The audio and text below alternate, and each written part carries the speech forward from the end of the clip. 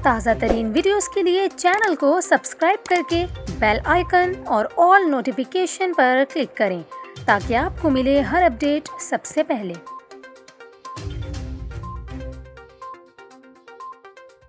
और अभी आपको अहम खबर दें, भारतीय क्रिकेटर ऋषभ पंत की गाड़ी को पेश आने वाले हादसे की वीडियो सामने आ गई है। आपको बताएं कि ऋषभ पंत की गाड़ी को हादसा रियासत उत्तराखंड से नई दिल्ली आते हुए पेश आया।